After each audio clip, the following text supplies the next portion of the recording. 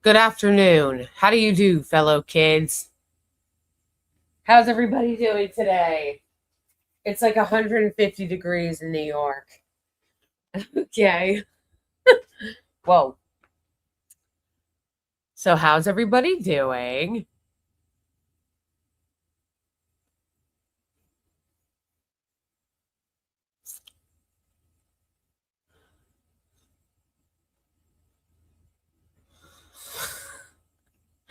I saw this the other day. They were like, it's sexist to laugh at that. I was like, be serious, bro. Be serious.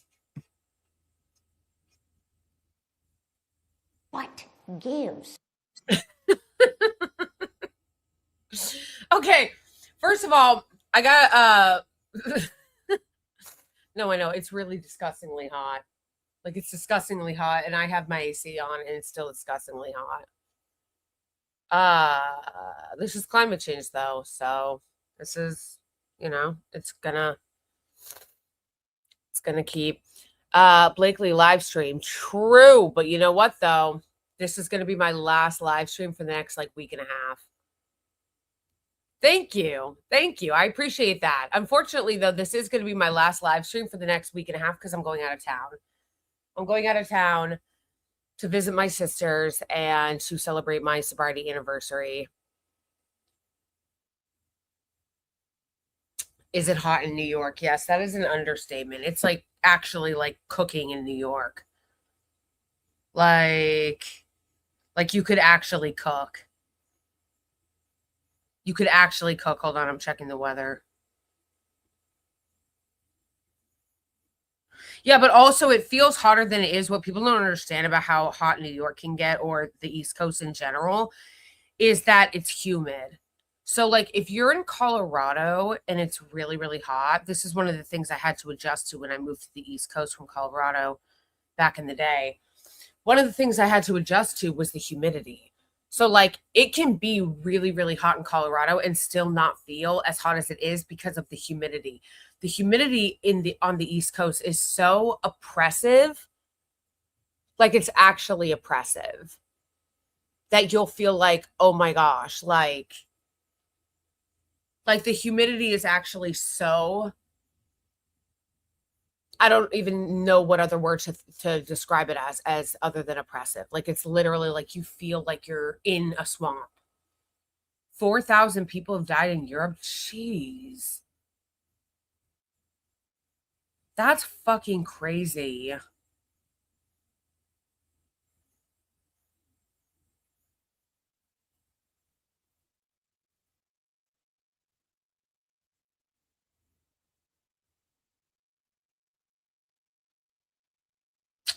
It is 100 degrees. It's 100 degrees in New York. Wow. Wow.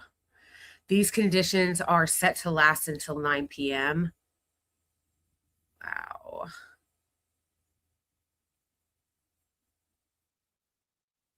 The UV index is 8. Jeez. Wait, I'm looking for the humidity.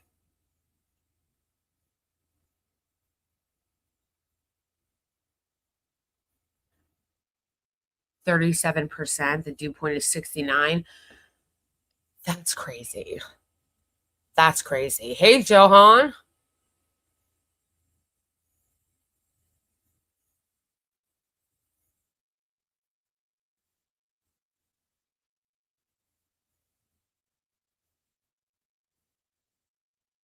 It's crazy that it's 100 degrees. The scary thing is that this is gonna be the coolest that we'll see. Like every year, it actually gets hotter and hotter. So like what we're seeing now is going to be the coolest we'll see.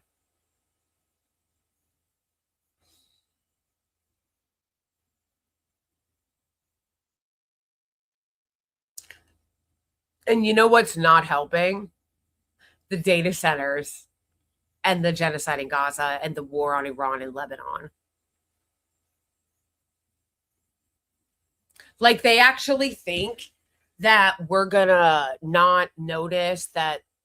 Like, that's what gets me. You're literally going to lecture about fucking paper straws and plastic forks. Meanwhile, the Israeli regime alone on their genocide in Gaza have significantly, like, I can't think of anything that would more damage the planet and contribute to climate change and the climate crisis than war and data centers and oil drilling. Oil drilling, of course, but war and data centers, like, they're really trying to speed that shit up.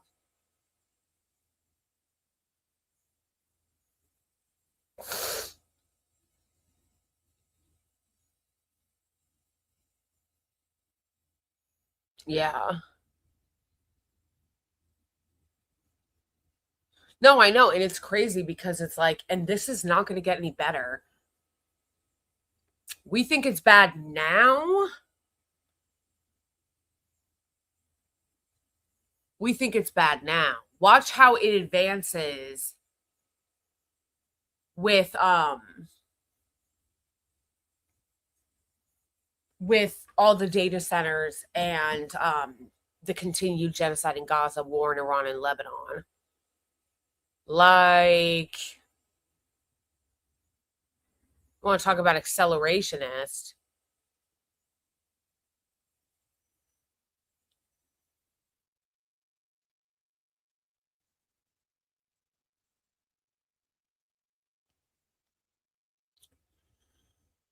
Yeah.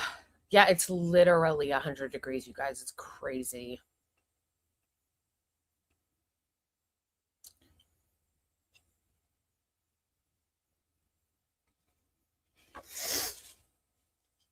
Anyway, I'm going to miss you guys because, like I said, this is going to be my last live until I come back from visiting my family.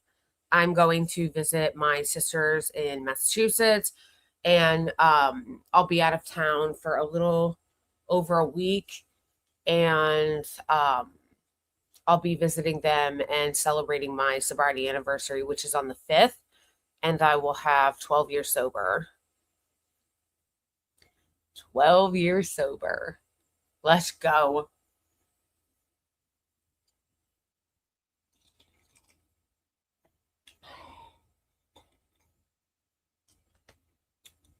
It was fun watching all the right-wing meltdown about the birthright citizenship case.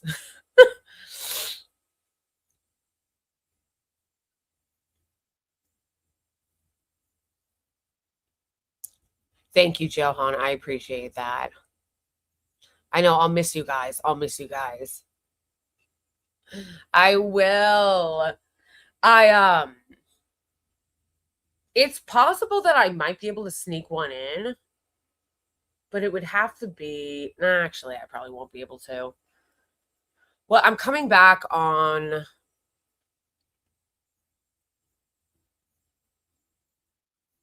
let's see. I'm leaving on Saturday. So I'm leaving on the 4th, and I'm coming back the 13th. Yeah, so I'll be gone for like a week and a half. I can't believe I'm about to have 12 years. Like, that's fucking crazy to me. They upheld birthright citizenship and the APEC shells. No, it's really amazing. They really are melting down. It's so funny. It's so funny.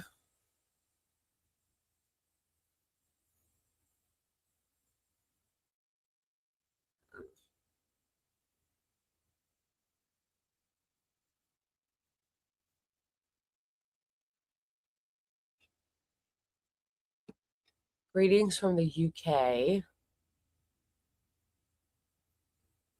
Oh, yeah. Well, they're trying to destroy that too. The 17th will be 5 years from me. Congratulations, Dawn. That's awesome. No, I know. I will miss you guys. I will miss you guys. Having to go like a week and a half without doing a live, like, I'm definitely gonna miss you guys. But we're gonna have fun today. We're gonna have fun today.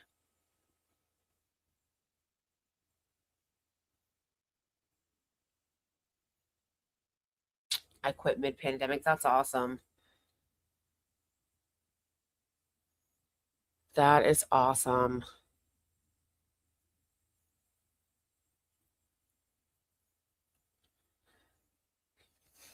Hey, listen, whatever works for you.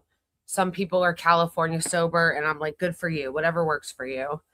I can't do that. I'm one of these people that my addiction is such that I can't do anything. Hey, thanks so much, Gabe. I love that. You gave me a custom 12-year super chat. That's so nice. Thank you. I like that. Thank you. I like how thoughtful that was. Thank you. Thank you for putting thought into it, Gabe. I appreciate that because I know you did it custom because yellow is usually just 10. Thank you. And thank you for the congratulations. Yes, it has changed my life. It has changed my life for the better. And I hope that regardless of your you know, regardless of how many yes, you do. I appreciate that, Gabe. That regardless of what people are going through, like getting sober was definitely one of the best things I ever did for myself. First of all, I probably would not be alive if I didn't get sober. It's possible that I would have died. It's also possible that even if I were alive, I would be like in a mental institution or something. I would be because I was already like rapidly like deteriorating. So not only is the best thing I ever did, but I always encourage people that like you can do it and do whatever works for you, you know? Like it doesn't have to be the way that it looks for me. People get very upset when they feel like people are trying to tell them how to get sober. And you know, some people can get California sober. Not everybody can. I can't because my addiction operates in such a way to where I abuse everything.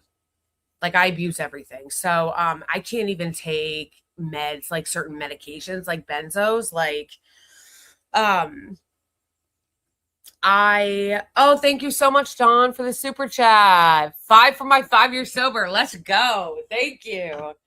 Thank you. Um, I'm like the type of addict to where like I can't even like I can't even get prescribed benzos. When I first got sober, I was having panic attacks. Like I'm serious, you guys, like really horrific, ruining my life, couldn't function, constant chronic panic attacks to the point where, I mean, it honestly was one of the main drivers as to why I got sober because I couldn't handle the panic attacks anymore and they were getting worse and it was just this horrible cycle. And but when I got sober, they actually got worse, bro. They got worse. And so I'd gone to the doctor and the doctor was legit so embarrassing. He was like, well, I can give you a prescription for Ativan or whatever. I was like, I can't take benzos because I'm an addict. Like I'm counting days. I'm newly sober. And he was like, well, I don't know what you want me to do then. Like he literally said that to me. I don't know what you want me to do. I don't know how there's nothing alternative. Like you can't help me in it. It was crazy. So I was overwhelmed. He gave me the prescription. I remember calling my sponsor, telling her, and then she met up with me and she convinced me to give her the pills because I actually got the subscription. LOL. I got the prescription. And then I was contemplating it, even though I knew it wasn't a good idea and I knew I shouldn't, but I was in so much pain that I was considering it. And then I let her talk me out of it and I gave them to her. It was just horrible and I just had to sit through it. I just had to sit through it and I had panic attacks every single day for multiple years into my sobriety. It was horrible. It was horrible. Still the best decision I ever made. But again, the point of that story was to say like some people can, you know, benefit from being California sober. Some people benefit from being on MAT. I'm one of these people that I just could not do that because of the nature of how I abuse things. And how out of control my addiction got really quick. So I guess I would say like get sober, whatever works for you, but also be careful and know yourself. Cause I saw a TikTok the other day that really made me sad. And it was a TikTok about a woman talking about how her sister OD'd. But that OD got kicked off by her basically getting diet pills from her doctor because somebody had called her fat and it helped it like she spiraled out of control and she went to a doctor to get these diet pills and the diet pills like triggered her relapse. Then she ended up dying. It was just that's a really short synopsis of it, but it was a very devastating story and how fragile sobriety is. It was very sad. And so that's why I'm like, I don't judge how anybody chooses to get clean and sober. Like, do what works for you, but also know yourself. Like, don't lie to yourself.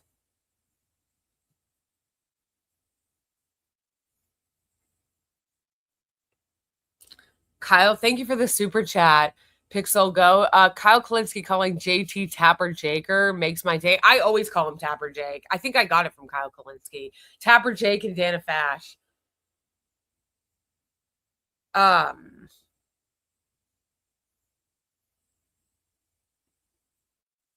Yeah, no, totally.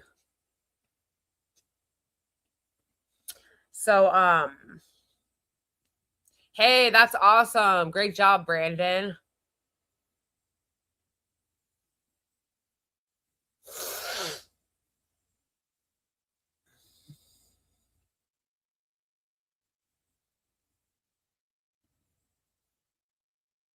Dana Rash.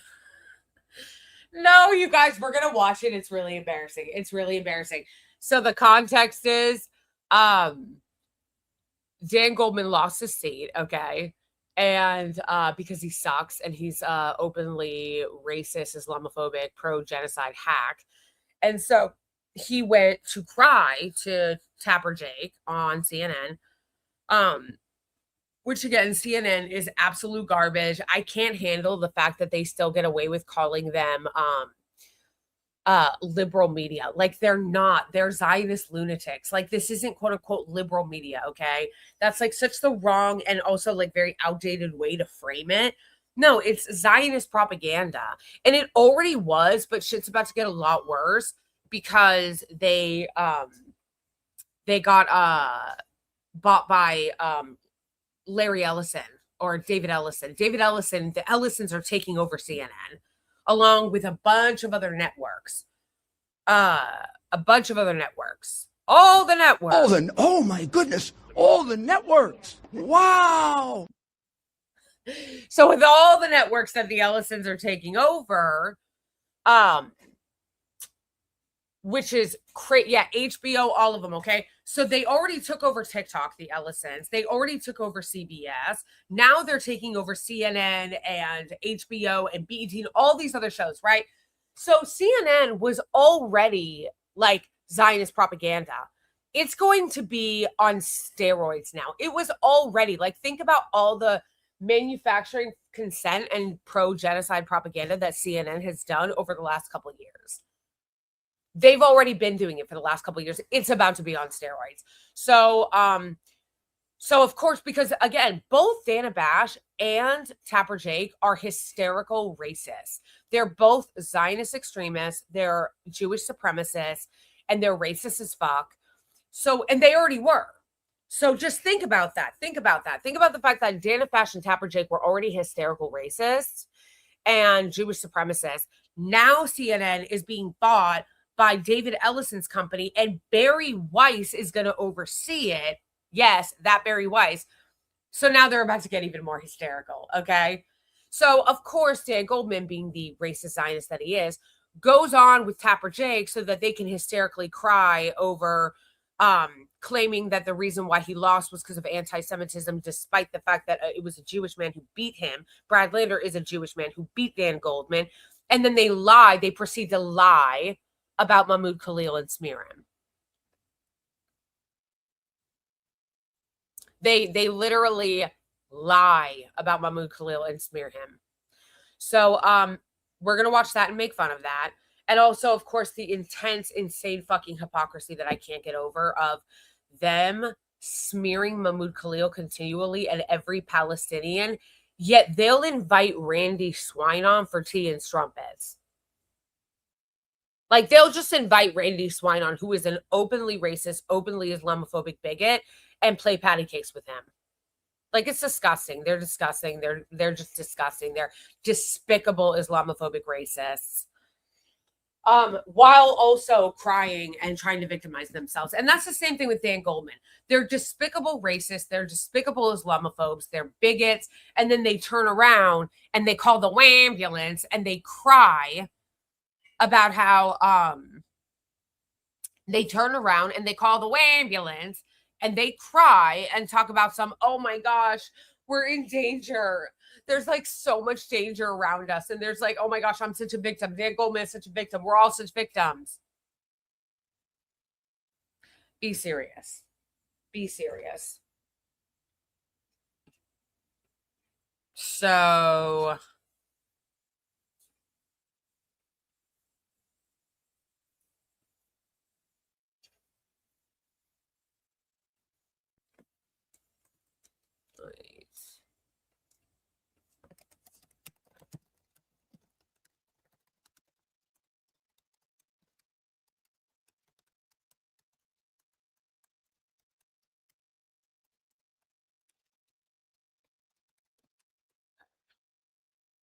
oh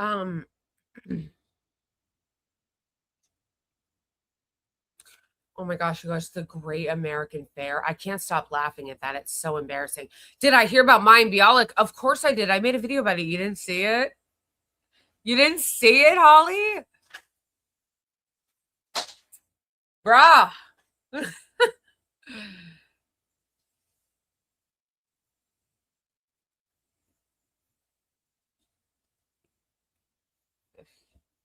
Yes.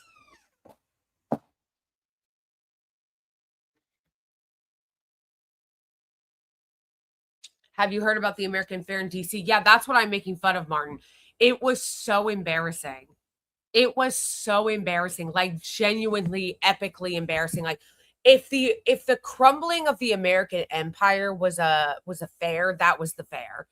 Like it was so embarrassing and pathetic. Like it was literally like I can't think of a better representation of the American empire crumbling than that pathetic, insanely embarrassing fair.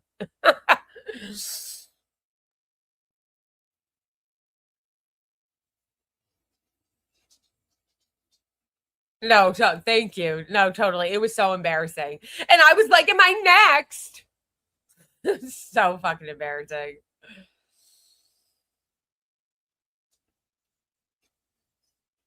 What gives? This is oh, so good. Okay, so you guys saw that AOC endorsed Abdul Al-Sayed, which is good. I'm glad.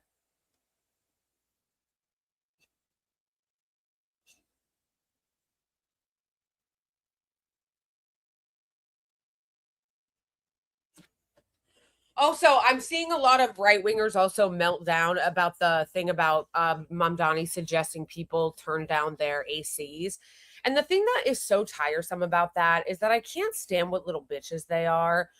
Like the right wing, they act like they're so brave and so like badass and like they're rebellious teenagers because Mamdani said, hey, please turn your thermostat down. They're like, oh yeah, look at me, turn it up. It's like, not only are you so immature, like you're literally a fucking teenager acting like you're being rebellious to your parents and you're not, but also this is pathetic because they're acting like they're doing something brave by bucking Mamdani when it's you bitches that don't care that we are constantly being surveilled.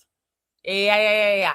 We're losing our freedoms every single day more and more, whether that be with the mass surveillance that they keep enacting, whether that be with COSA and the so-called Kids Privacy Acts, where they're using children as an excuse to take more and more of your internet freedom and your privacy away, whether that's them trying to fuse the Israeli regime's military with ours. They're doing things to violate our rights and our freedoms every single fucking day. Do you hear the right wing complain about that?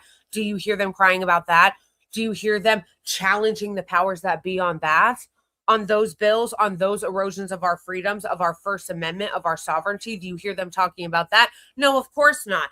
They're little bootlicking simps that'll sit there and go, yes, daddy, can I have another? Yes, daddy, please take my internet freedom away. Yes, daddy, please violate my First Amendment rights. Yes, daddy, please put more data centers in my backyard. Please let Instagram tell me what I can and can't look at. Please make me reveal my identity online. Please, Daddy, spy on me. Please, Palantir, spy on me more and more.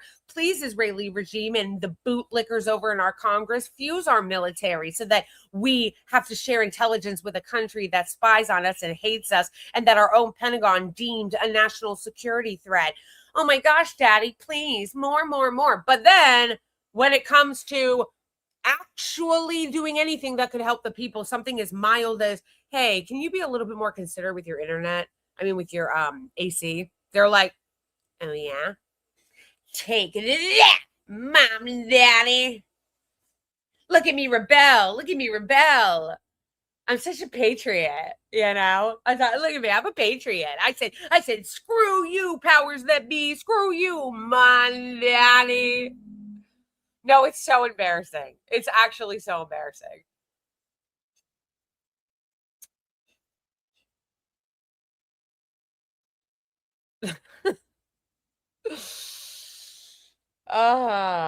Everybody say shout out to our mod here today.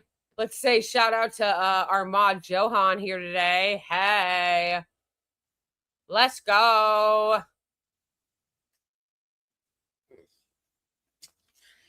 All right, let me heat up my coffee. Oh my gosh, the Great American Fair. Oh my gosh, it's so fucking embarrassing.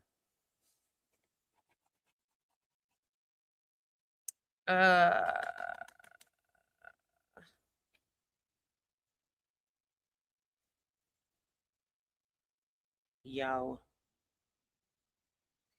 Oh my gosh, can we also make fun of the pod save bro that was crying for Scott Wiener? I'm getting so tired of them.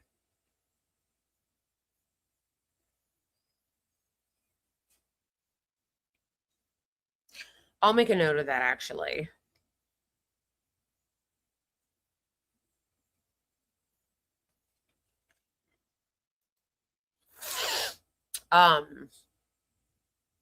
I'll make a note of that.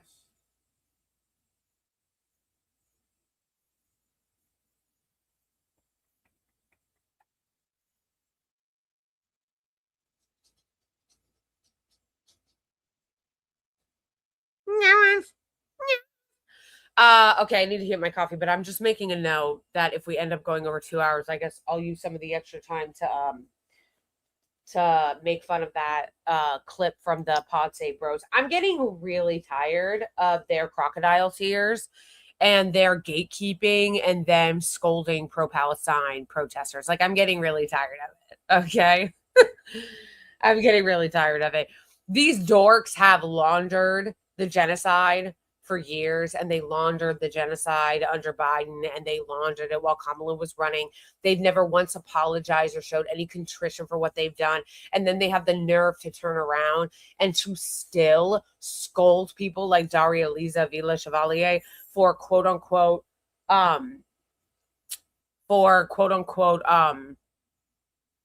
being abhorrent. He called her abhorrent, Jon Favreau, because she attended the pro-Palestine protest, which is so disgraceful and disgusting. And then the John Lovitz guy was calling the ambulance and crying over people protesting Scott Wiener, which is just so pathetic and disgusting, and like them trying to just soft launder their fucking Zionism again. It's like the fact that you're centering Scott Wiener's feelings and smearing the protesters, like, you're fucking so embarrassing. All right, hold on a sec. I'm going to turn the dog cam on and heat up my coffee, and then we'll get in.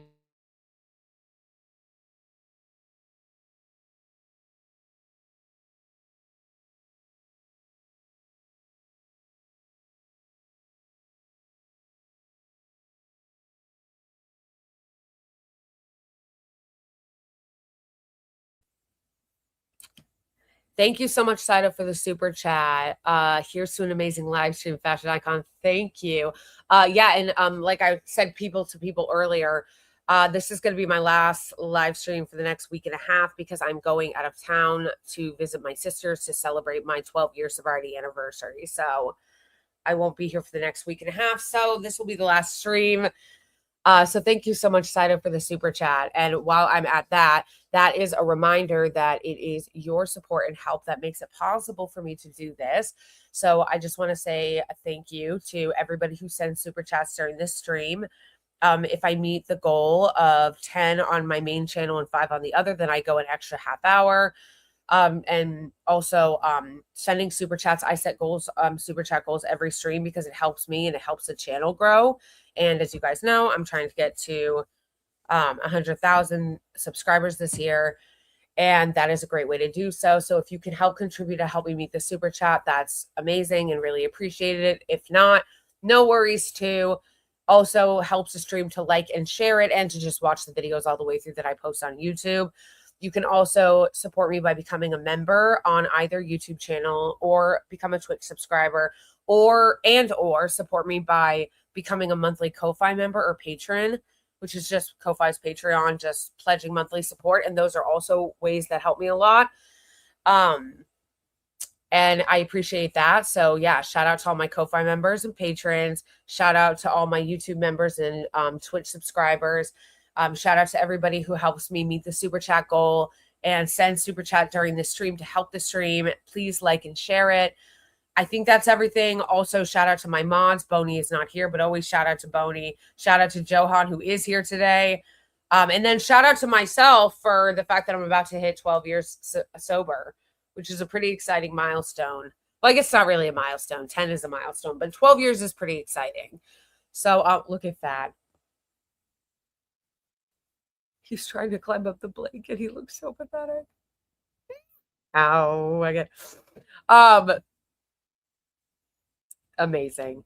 If you are a member, please utilize your Iggy and Melvin chats. We like to see those in the chat. And I think that's it for now before we get into it. The last thing is too that also it helps me a lot when people tip. So if you wanna show appreciation or support for my work and you want to tip me, Venmo and Cash App is the way to go. Thank you in advance to everybody who supports me. It's really appreciated so that I can even have the ability to do this. So yeah, I think that's everything, I think. Okay, so just let me put the dog cam on. I'm gonna go heat up my coffee and then we're gonna make fun of Tapper Jake and what's his bucket? Dan Goldman. Dan Scoldman.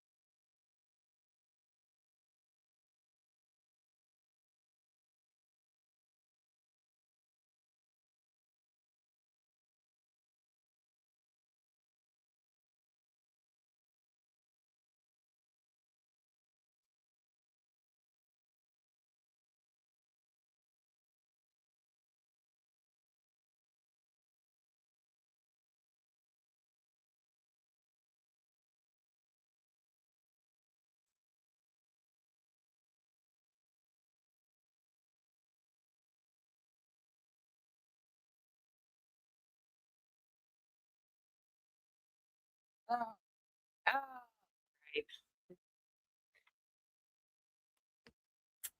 Please make sure also that you like and subscribe to both channels, which, by the way, even if I haven't been able to do the podcast lately because I've had a bunch of other shit come up, so I've been very distracted and haven't been able, you should still subscribe to the podcast channel that I have, the Blakeley Show podcast, because I sometimes post shorts on there. So if you only follow me on this one, you're not going to see the shorts I post on the other channel. Are you taking the dogs on vacation, Blakeley? No, unfortunately, I can't. I can't.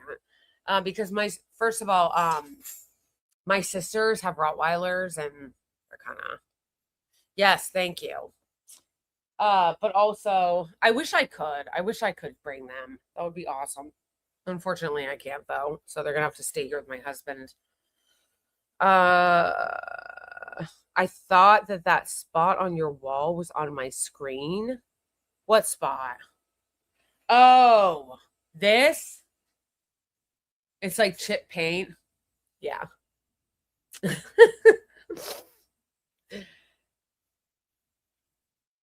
That's so funny.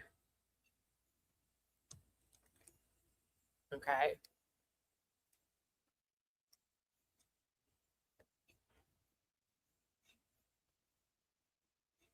Just endless crying.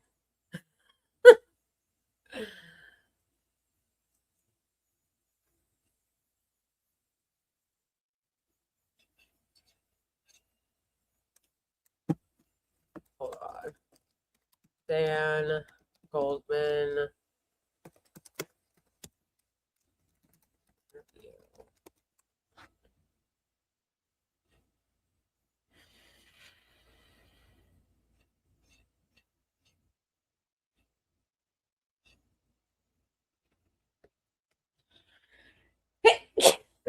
Excuse me.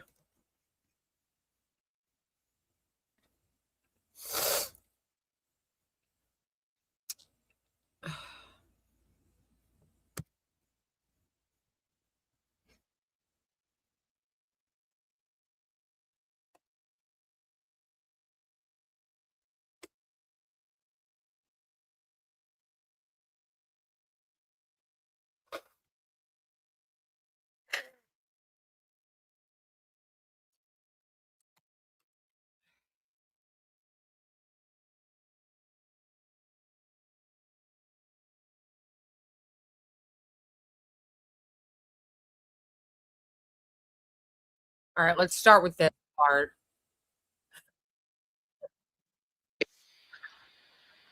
Even-handed approach, Lamau.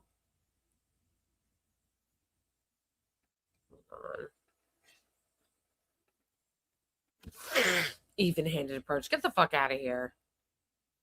Also, similarly, I'm optimistic that he will take a more even-handed approach in his criticism, but also similarly when really egregious anti-Semitic incidents happen, because this is not a First Amendment issue. He had Mahmoud Khalil at his house, at the mayor's house, and he said he was doing that because he supports Khalil's right to free speech. Right. Did you have an issue with that? It's not a question of the First Amendment. It's a question of whether or not the things that... I like how racist Tapper Jake, who's so-called journalist, who should be in favor of the First Amendment, literally set up that question for him to answer it that way. So the so-called journalist who cares about the so-called First Amendment and free press is like... or the so-called journalist who claims to care about the First Amendment is what I meant to say. And the so-called free press, not so-called First Amendment. The First Amendment, the so-called free press, is claiming to care so much about people's freedom of speech as a press member. But he literally set that shit up for him to go, yeah, he claimed it was about the First Amendment, but can you believe he had that Palestinian over to his house? He's such a piece of shit. people say are okay in our society. If anybody said similar slurs or stereotypical tropes about any other protected class, any other minority group, they would be roundly condemned. But for some reason, when people say it about Jews, it's okay, or there's a dispute about whether or not it is anti-Semitic, and that, to my mind, that's unacceptable. And I think as the leader of any city or country or any elected representative, it is incumbent upon us to set the right example.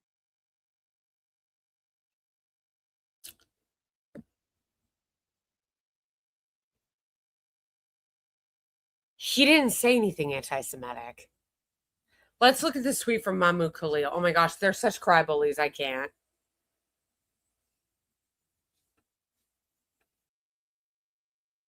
Doing that because he supports Khalil's right to free speech. Right. Did you have an issue with that? It's not a question of the First Amendment. It's a question of whether or not the things that people say are okay in our society. If anybody... What you guys notice that he can't actually say anything about what he said because he didn't say anything. Wait, hold on. I'm looking for his tweet.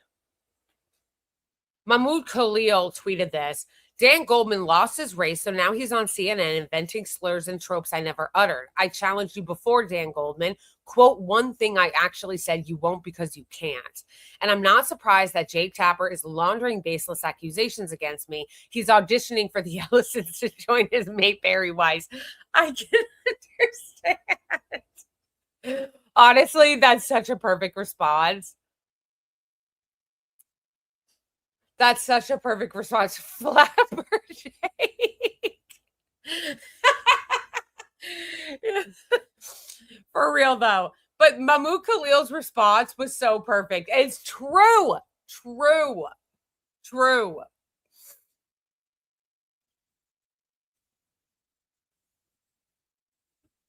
Absolutely true.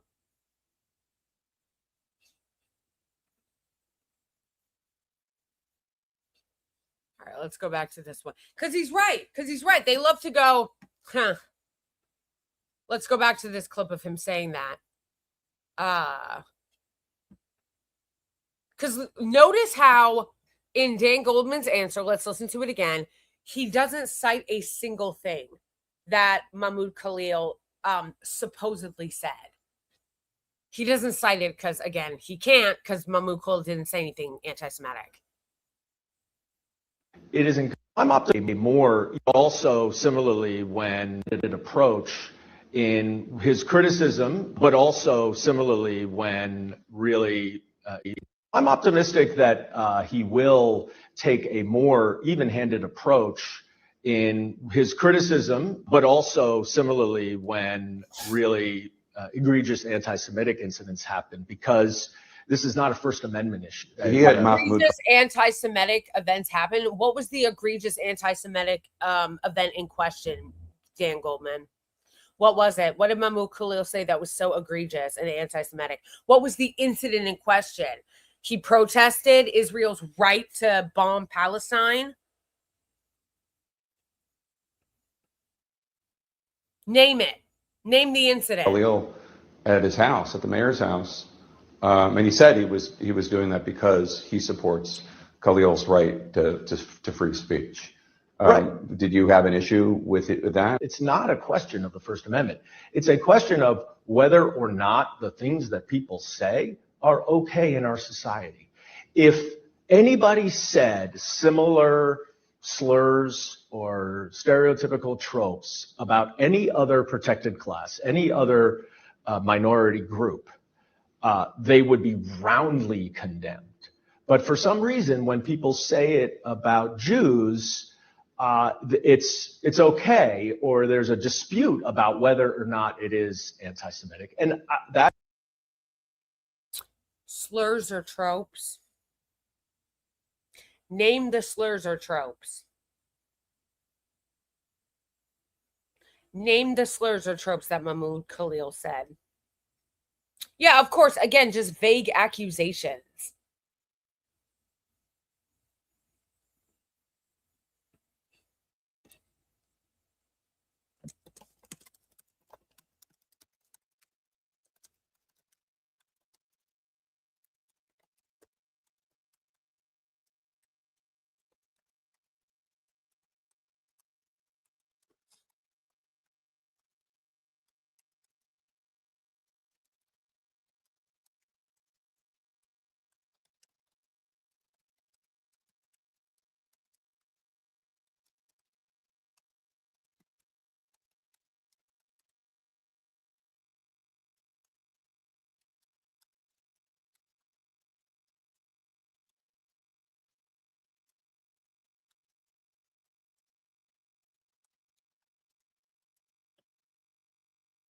He's such a liar.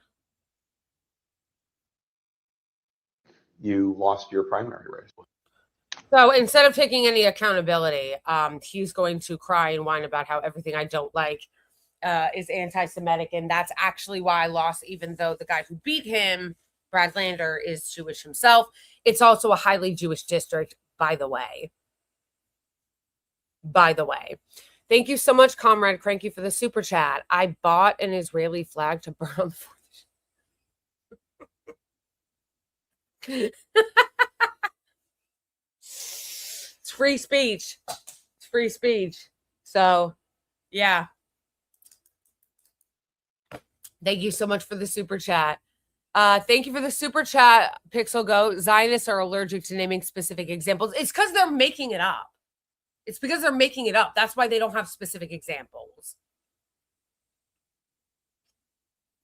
Okay, so let's listen to this crybaby whine about why he lost, despite the fact that he lost to another Jewish man who represents a large majority Jewish district in New York City.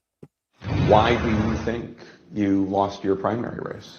Well, look, I think ultimately this really did come down to Israel, Gaza. It has taken on a massive and outsized. How about some personal responsibility? How about that?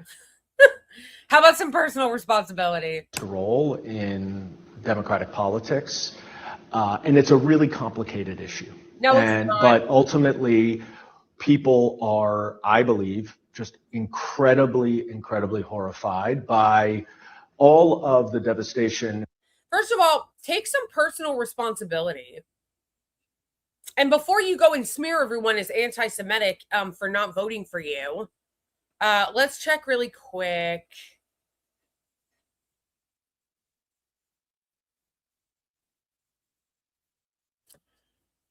Let's check really quick.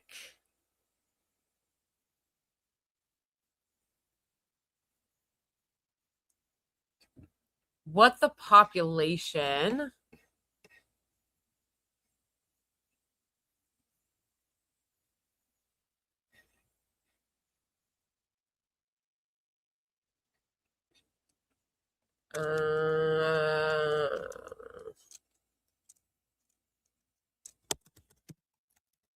percentage of New York 10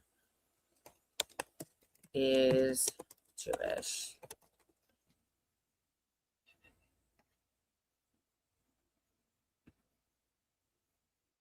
That's a lot. That's a lot. 24%. Isn't that one? How do you say that a different way? That's not 1/3, is it? 24%. That's a lot. That's a quarter.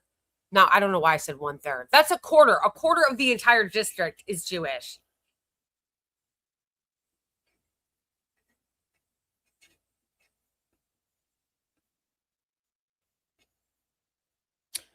What are the top 5 Jewish majority districts in the U.S.?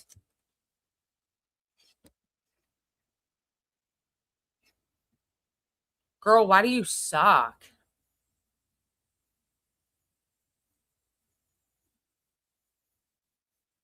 No, I'm not saying any of them are majority Jewish. I'm saying what are the type 5 most heavily Jewish ones?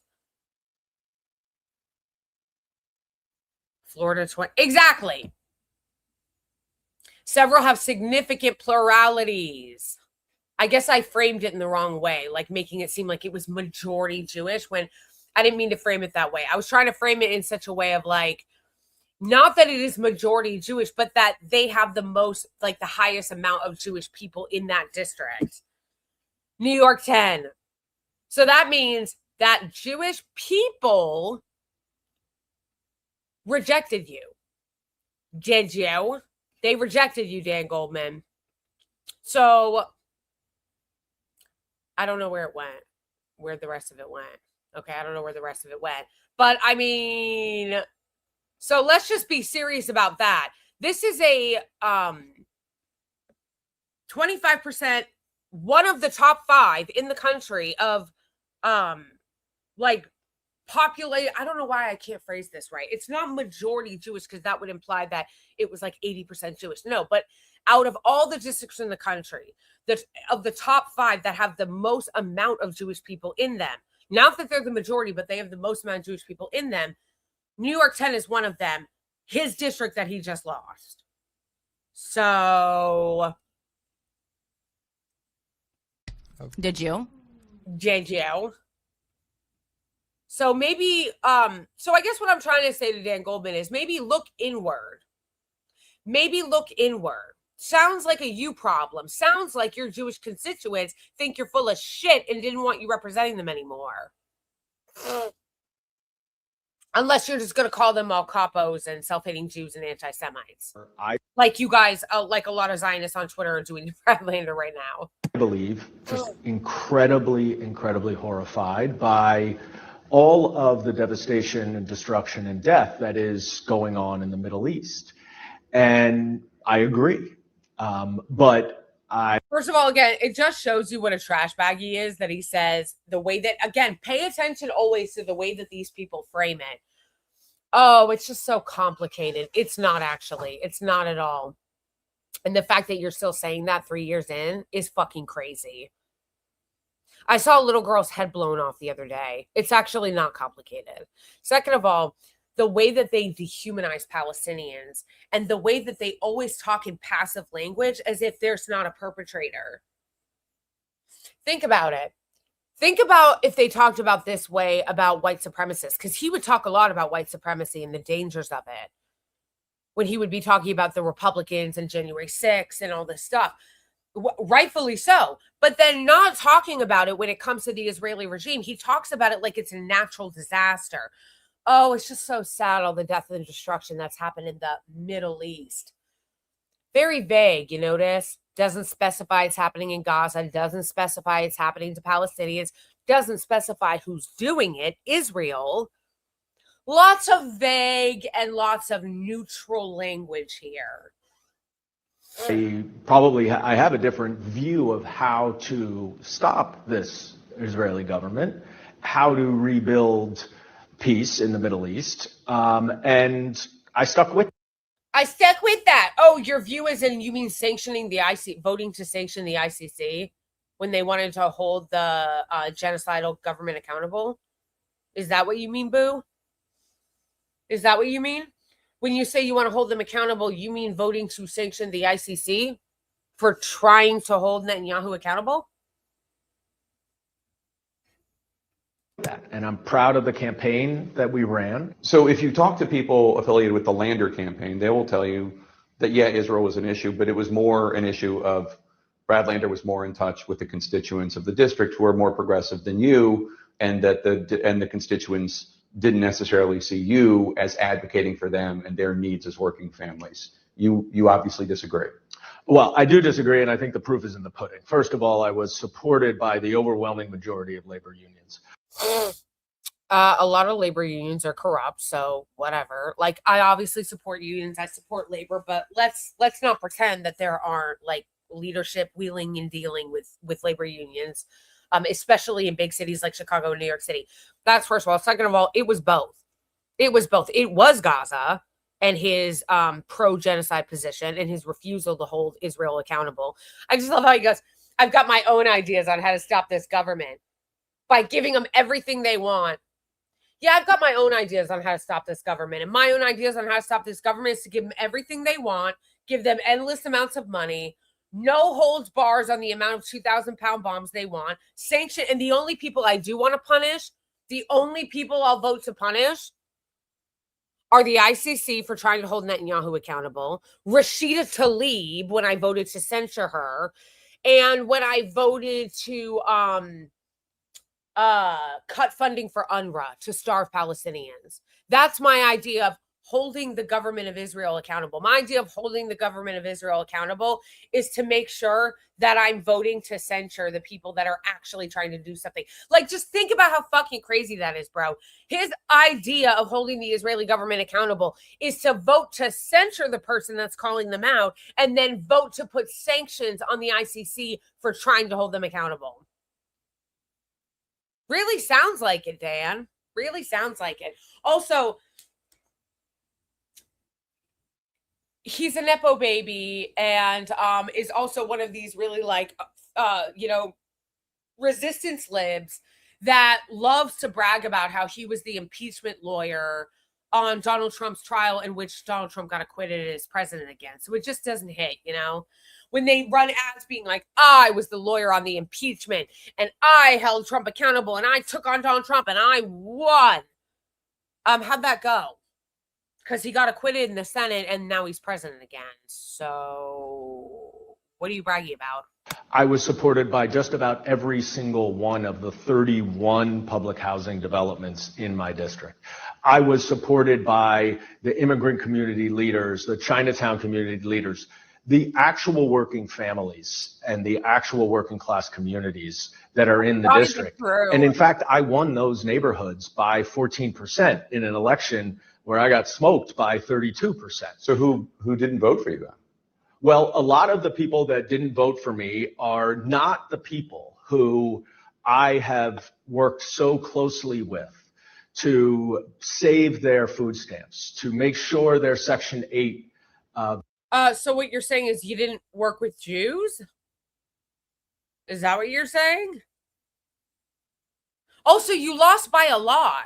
So why are you trying to make it like, it was just like snobs in the district or whatever that voted for me. Like, they didn't actually help me. All the working class people actually voted for me. It's like, well, you lost by a lot. So it wasn't close.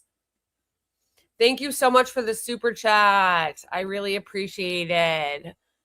Karina, thank you so much for the super chat. I really appreciate it.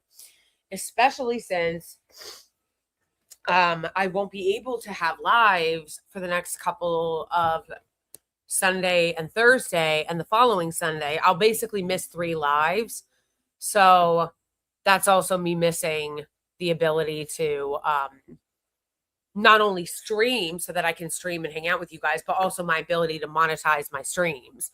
I'll be missing all that income. So that helps a lot. I really appreciate it. Thank you. And thank you for saying have an amazing time away with your sisters. I appreciate that too. The only thing my favorite super chats are the super chats that also say something really nice.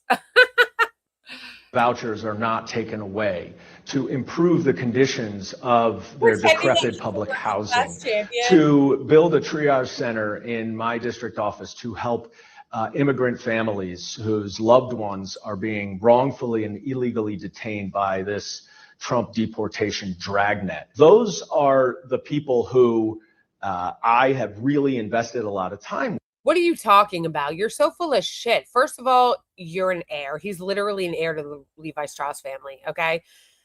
That's first of all. But second of all, when he's pretending that he's all for these marginalized communities, it's like, no, that's not true. Brad Lander was the one arrested protesting ICE, not you. You weren't you weren't arrested protesting ICE. With. And those are the people for whom this threat from the White House is existential. I think the broad majority of people who supported my opponent, Brad Lander, did so for other reasons, but that the ones who are actually impacted by this affordability crisis supported me, supported my vision, and I believe this is the pathway for. Can you pick a struggle? Because you guys, what he's trying to imply is that they were white and well off like him.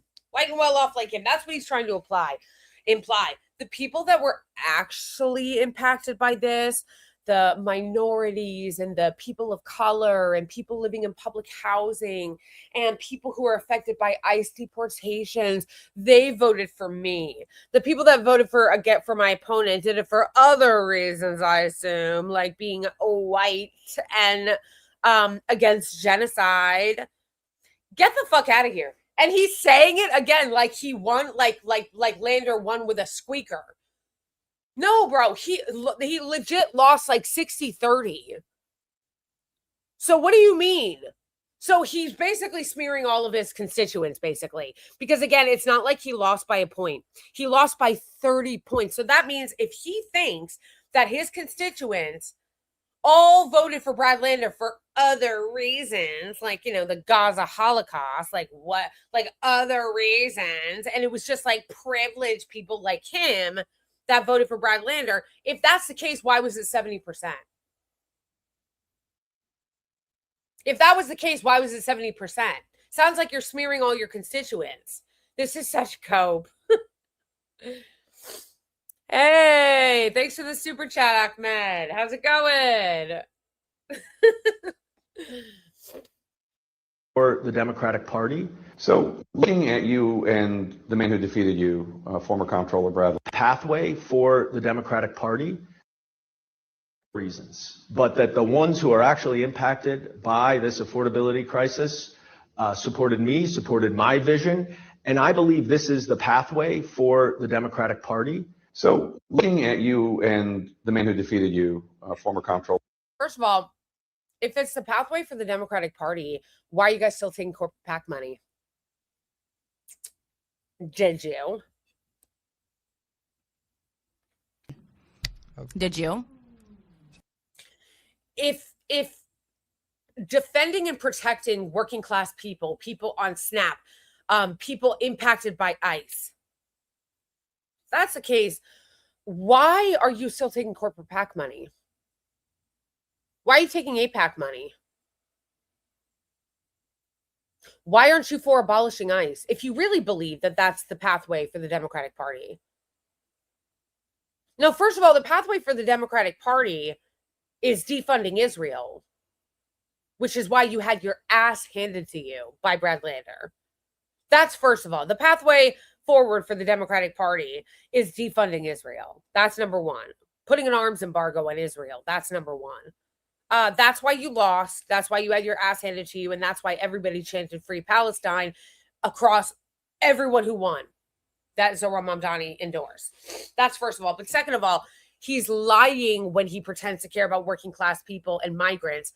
Because if you really did, and if you really believe that working class people, that the path to success for the Democratic Party runs through working class people and immigrants, then why aren't you for abolishing ICE? And why are you still taking tons of money from corporate PACs? Why are you still taking money from lobbyists? Why are you still taking money from the healthcare lobby?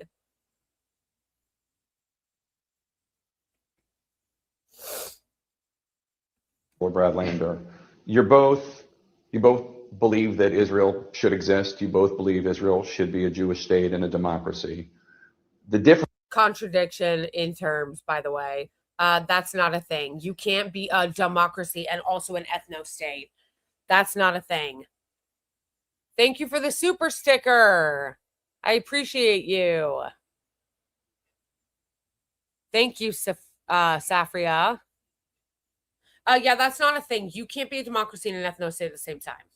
So The difference is you really have to go deeper than just the shallow, superficial level.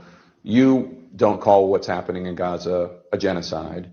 You have a relationship with AIPAC, and I think you don't refer to what's going on in the West Bank as an occupation. Is there room in the Democratic Party for somebody who is progressive on all these other social issues having to do with the United States, but also disagrees with Brad Lander and Mayor Mamdani on these issues having to do with Israel? You go down the sort of list of progressive. the answer is no. Just to be clear, the answer is no. No, there is not room in the Democratic Party and should not be room in the Democratic Party, nor DSA, nor any progressive space. There should not be room to say that you're a leftist or you're progressive or you're a liberal and you're really progressive on all these issues, but you're progressive except Palestine. You're a PEP, you're a progressive accept Palestine, that you say that you care about human rights and minority rights and people impacted by ICE, but you're okay with settlers terrorizing people in the West Bank? You're going to try to convince us that you care about people getting impacted by ICE in our country, but you don't care about people being terrorized by settlers and having their homes stolen and getting arresting teenagers and putting them in Israeli gulags without charge, like teenagers, like kids? No, absolutely the fuck not. There is not room for that. There is not room for that, and nobody should accept that. No. The answer is no. The answer is hell no.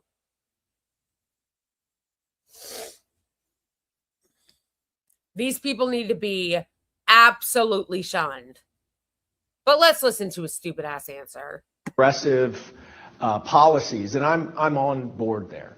What has, I think, happened, and I think this is really dangerous, is that some of these, as you say, beneath the surface, very complicated, difficult issues have people getting terrorized in the occupied West Bank, getting killed, even including American citizens. An American citizen from Florida was killed in the occupied West Bank, and there's been no justice for him. Literal kids getting kidnapped in the occupied West Bank and put in Israeli dungeons with no charge. That's not complicated. Terrorist settlers running around like hooligans and stealing people's homes and setting their houses on fire, committing pogroms and killing their livestock, that's not complicated. Have become buzzwords and litmus tests.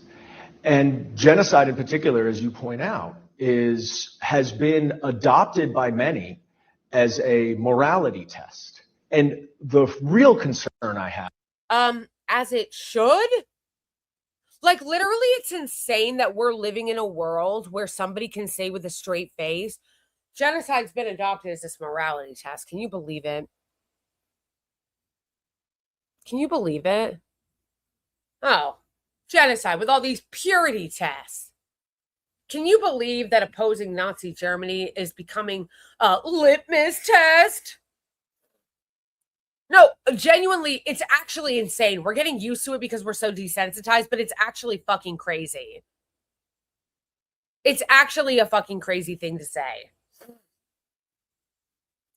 Literally, it's such a crazy thing to say. First of all, the term anti-genocide, oh, we've got to find somebody who's anti-genocide, shouldn't even need to exist because everybody should be against genocide.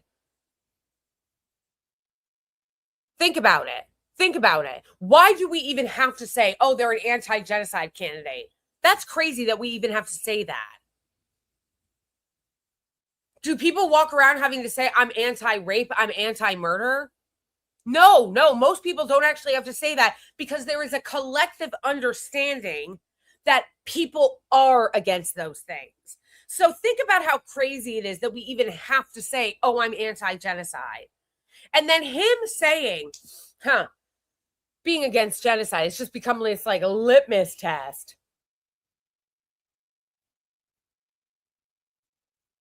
That literally, that would be like people saying during the Holocaust when like the US actually finally got involved. Oh, all these soldiers and all these people saying that now we got to get involved in fighting the Nazis and stopping the Holocaust. What's with this litmus test? It's fucking crazy, bro. It's actually crazy. Is that has translated into a tremendous danger and fear against Jews in America. Oh my gosh. I actually can't. Like, I actually can't. Not you making people being against genocide about how it's dangerous for you. No, that's actually insane. That's actually insane. Did you hear him? Did you hear him? No, he literally said, Listen, being against genocide and having a hard line saying genocide is bad and we should oppose it with everything we have, and that should be a litmus test of any civilized country, should be the litmus test of a civilized country or a civilized party that claims to care about human rights, a civilized people that claims to care about human rights and human dignity. He's like, no, not only is it crazy that that's like a litmus test, but like actually being against genocide has made things very unsafe for Jews. What? How did he really make being against genocide about himself? It's actually talent. Like, it's actually a gift, actually. How did you manage to make that about you? Actually, opposing the genocide in Gaza is really the horrible, literal genocide happening in Gaza, the Holocaust happening in Gaza. How opposing that is actually unsafe for Jews by Dan Goldman. How being against the Holocaust in Gaza is actually making me unsafe by Dan Goldman. How making opposing the genocide in Gaza a litmus test is bad for democracy by Dan Goldman.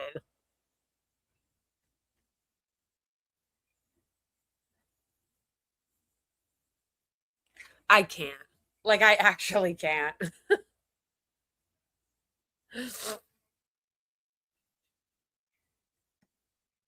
Because American Jews are now being held responsible. First of all, once again, if you really believe all this, then why did you just lose in a large Jewishly populated district?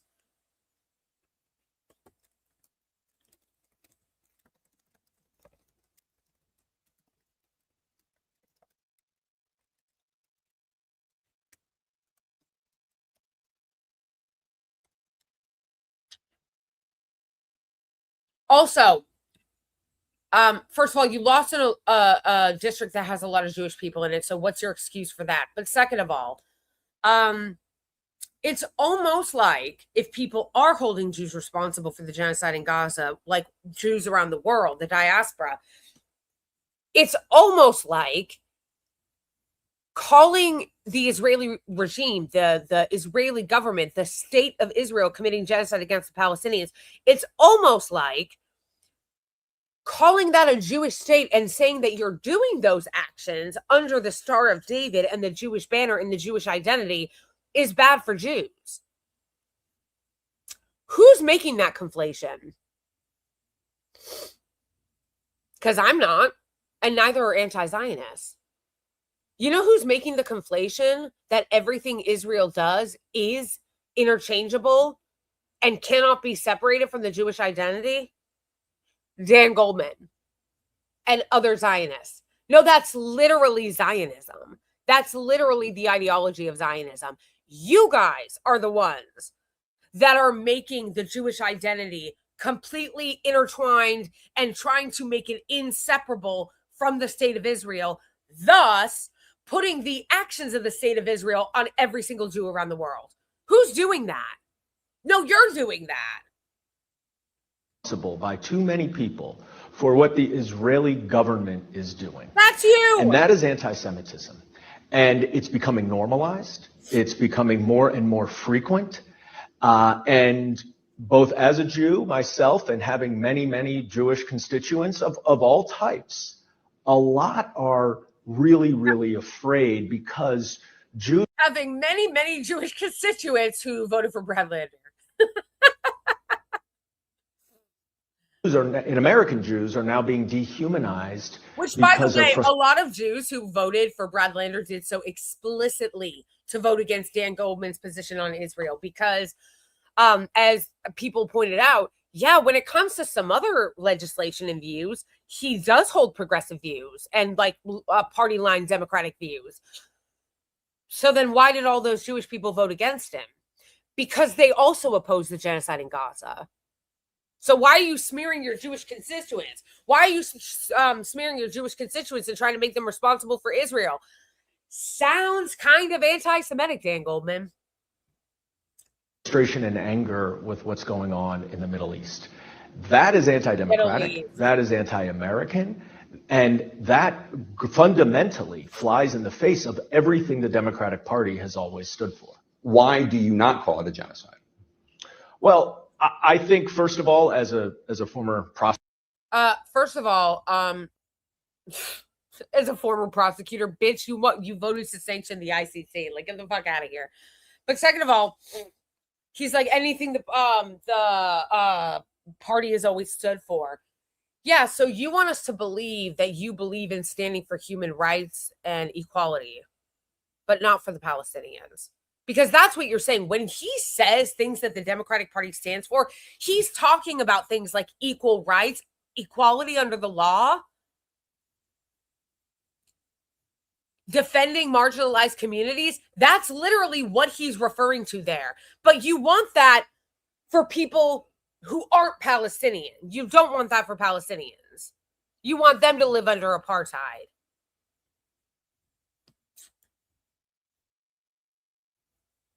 Prosecutor who had to present evidence to convince a jury of 12 people unanimously that. First of all they do is call everything they don't like anti-Semitic, because the UN already concluded that it was a genocide, and they released a fucking 90-page report detailing all the horrific crimes that the Israeli regime has committed, just that we know of. Because everybody needs to remember and never stop talking about the fact that we still have not been allowed to see what's actually happening in Gaza. Every genocide scholar has already said it's a genocide. So the fact that there's still this fake debate, this fake pretending like we're still unsure about whether or not it's a genocide. No, it is. It is. It's already been ruled that way. The UN already said it's a genocide. All the genocide scholars actually already said it. And that's with the limited information that we have. That's with the limited information that we have, because Israel already killed all the journalists. And then the collaborators to the Israeli regime in the West, all the institutions like the Committee to Protect Journalists, smeared all the Palestinian journalists and took them off of the journalists who got targeted list, that they didn't get to be protected. And no one has been allowed to even go in to see the extent of the horror that has happened in Gaza. So no, actually, I don't give a fuck if you're a former prosecutor, just because you, you're also a prosecutor who's racist. That's like saying, like, about a white prosecutor in the Jim Crow South that has an all-white jury that convicts some black guy. Oh, well, I'm a former prosecutor. Yeah, well, you're also a Klan member on the side. So what are we talking about here? Like, I don't care that you're a prosecutor. You're a genocide denier. Every international body has already concluded it's a genocide. All of the legal elements of a particular crime were met. I simply do not think that anybody can know for sure what happened in Gaza right now until there is an independent investigation that includes on the ground actual evidence gathering. I understand the argument. So then why the follow-up from an actual journalist, because of course Tapper Jake is not. This is a propaganda piece for Dan Goldman. And they probably went out and had dinner later to talk about what victims they are. Actually, the question follow-up should have been, so why hasn't there been? Why hasn't there been? Why hasn't there been an independent investigation into what's happened to Gaza? Why hasn't there been an independent investigation into what happened on October 7th? Why haven't outside journalists been allowed to go in? Why is it shut off from the rest of the world? But of course, he's not going to follow up with that question. You'll notice that they never call on it either. They never call for an independent investigation. They never say, hey, we want people to go in there. They just go, oh, well, hopefully, maybe there's an independent investigation eventually. We're not really going to know if it's genocide until there's an independent investigation in there. But I'm not going to call for one. And I certainly think that there are real legitimate claims that the Israeli government may have committed war crimes. But that is very different than Oh, how annoying that it cut off. I guess that's it. Trash. Trash. Oh, this is part 2. Okay. Coffee shop. Oh, great. Now we're going to have to hear him cry and call the ambulance about the coffee shop.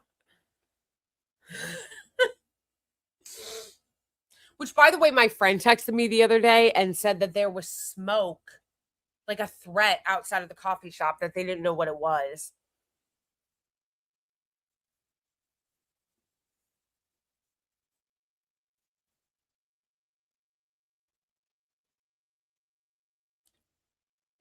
I mean, that was a couple days ago, so it might have been nothing, but the fact that people are still harassing that coffee shop, people are still harassing that coffee shop, which you should support if you're around. It's unfortunate that this wasn't ratio. Why do you think? Although I did get a pretty funny CNN ratio the other day, so that was fun.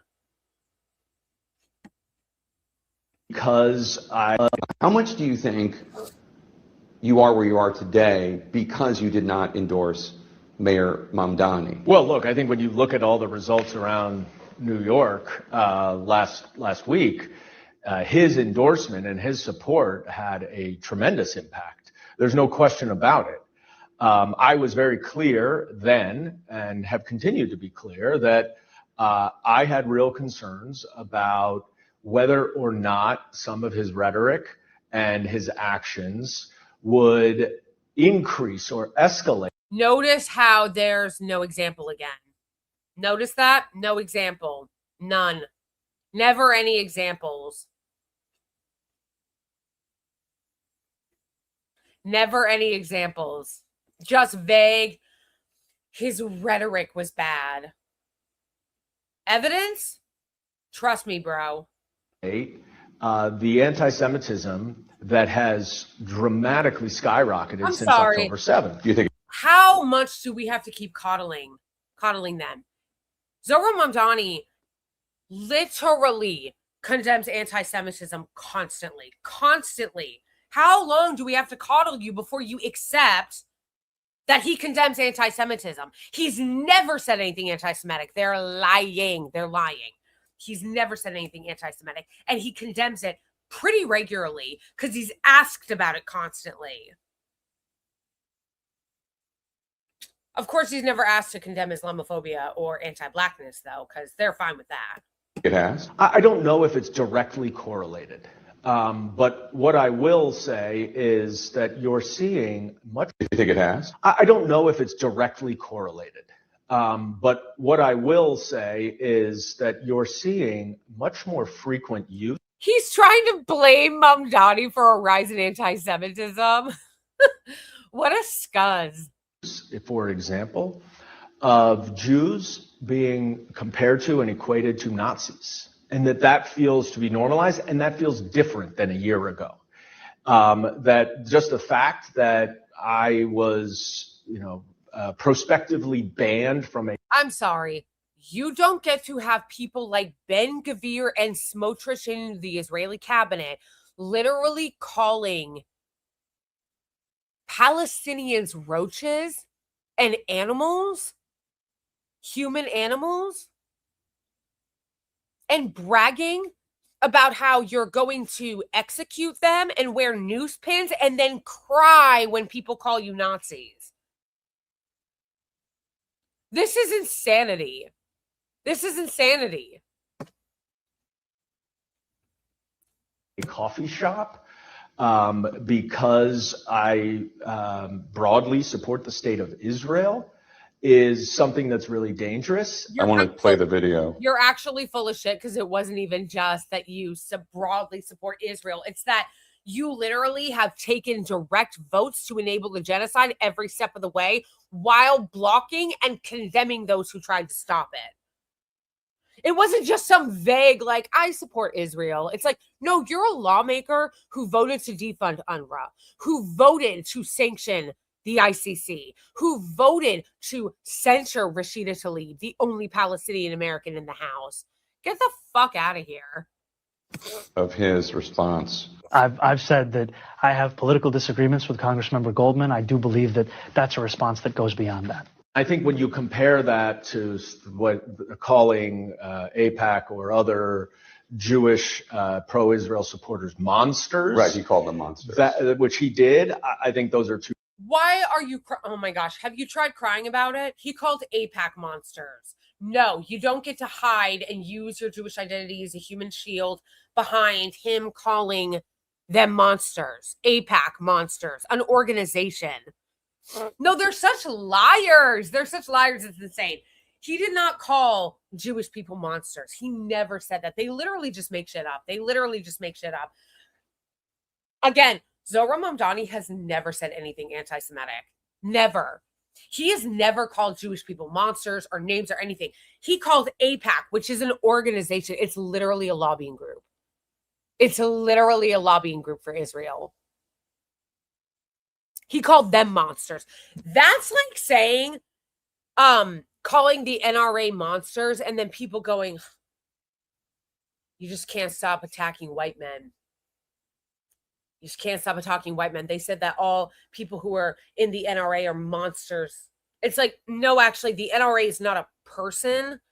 The NRA is not a protected group. The NRA is not a human. The NRA is an organization in the very same way that AIPAC is an organization that does lobbying for another country. AIPAC is literally stands for the American Israel Public Affairs Committee. It's a lobbying group on behalf of the Israeli regime.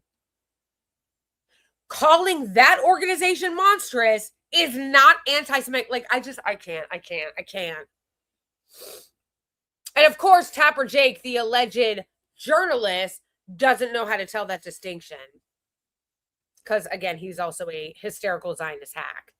Who, by the way, again, never also let it escape your attention that these are the same people, and this is the same network, that did entire segments crying over Zohar Mamdani's wife's Instagram likes. Like 8 years removed from Zohar Mamdani. They're crying over not Zohar, but his wife's Instagram likes, who's not a public official. But then sat there and had tea and strumpets with Randy Swine. Yeah, we see you. Very, very different reactions. I do think that he has recognized and acknowledged that anti-Semitism is up significantly. I'm optimistic that he will take a more even-handed approach in his criticism, but also similarly when really egregious anti-Semitic incidents happen, because this is not a First Amendment issue. He had Mahmoud Khalil. The egregious anti-Semitic incident in question is Mahmoud Khalil wearing a Palestinian keffiyeh. That's the anti-Semitic incident in question, and saying that Palestinians have a right to live. At his house, at the mayor's house. And he said he was doing that because he supports Khalil's right to free speech. Right. Did you have an issue with that? It's not a question of the First Amendment. It's a question of whether or not the things that people say are okay in our society. If anybody said similar slurs or stereotypical tropes about any other protected class, any other minority group, they would be roundly condemned. But for some reason, when people say it about Jews, it's okay, or there's a dispute about whether or not it is anti-Semitic. And that to my mind, that's unacceptable. And I think as the leader of any city or country or any elected representative, it is incumbent upon us to set the right example. Do you wish that he had said something more about what happened to you at the coffee shop? I don't. Name the incident. Oh, I mean, I can't believe he's just letting all these anti-Semitic incidents happen. Name it. Oh, Mahmoud Khalil called me a slur. What? As Mahmoud Khalil said earlier, you can't, because that didn't happen. I want to make the coffee shop about me personally. I think what is so upsetting about the coffee shop is a reflection is that it is a microcosm of where we are. And particularly the dichotomy between the really wonderful interaction I had with a woman who was wearing a hijab, seemed to be clearly Muslim, and me, who's Jewish, but then to receive that social media post, which is, I guess people feel like it's okay calling people, genocide supporters. It's incredibly offensive. I mean, the idea that I, who has devoted my career to public service and civil rights and equal justice. Except for Palestinians. What are we even talking about? The idea that he would call me that when I have devoted my life to equal justice and rights and equality for everyone except for Palestinians. Not them, though. Not them. Because you know what Mahmoud Khalil was protesting at Columbia? Palestinians' right to life. And his right and his civil rights were violated when he got kidnapped by ICE. What happened? What happened? I thought you were devoting your life to civil rights and equality under the law when Mahmoud Khalil was literally picked up and kidnapped by ICE thugs and held in an ICE detention center and missed the birth of his son, and his civil rights were violated. Where were you? So you believe in equality and civil rights for who? For who? Because clearly you don't believe in it for Palestinians. Would be called a genocide supporter, a baby killer, is unbelievably offensive, but it's been normalized to such a degree that it dehumanizes Jews, and I think it creates a really unsafe environment.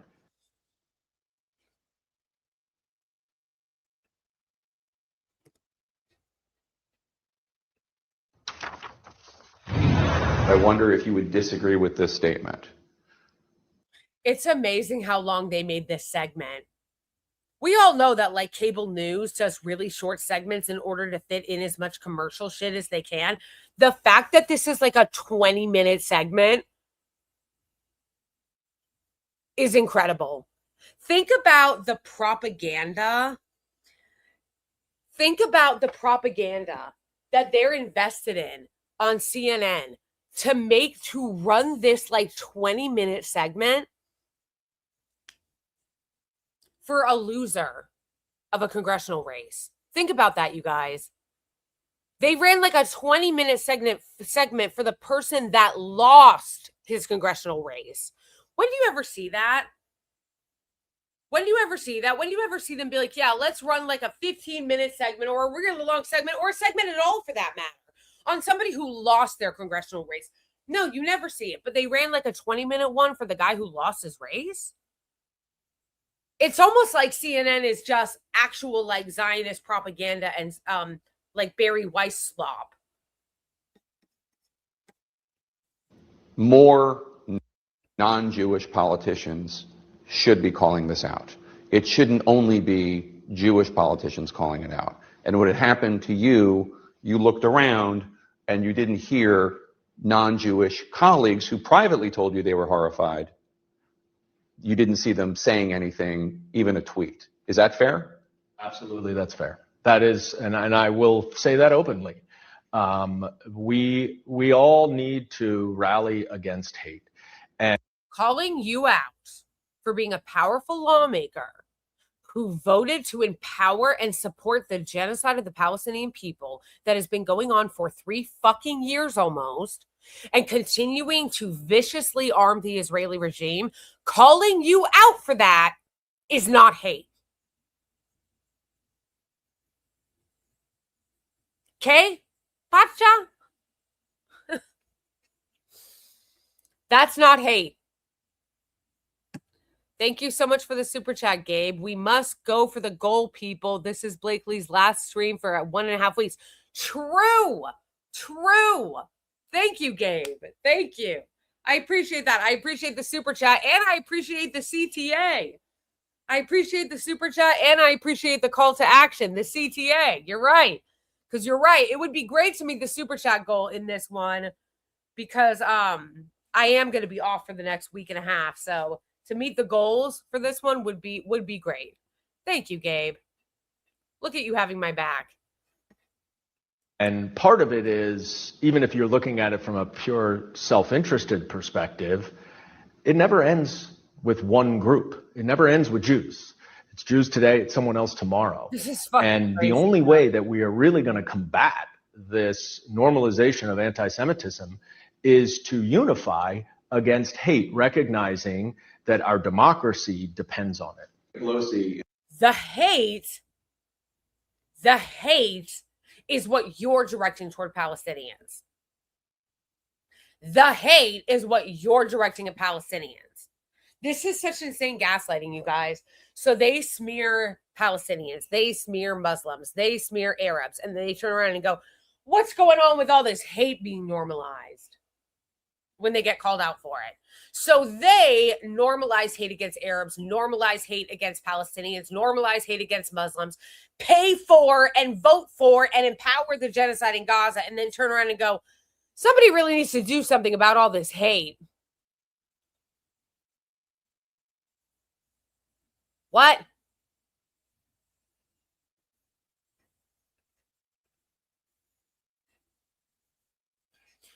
Calling you out and voting you out for your not just rhetorical support for genocide, but for you funding it.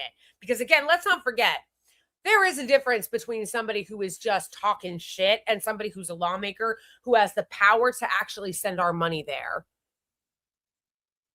This isn't theoretical. This isn't theoretical. He is a lawmaker who had the power to vote to send our money to bomb the people of Gaza, and he did.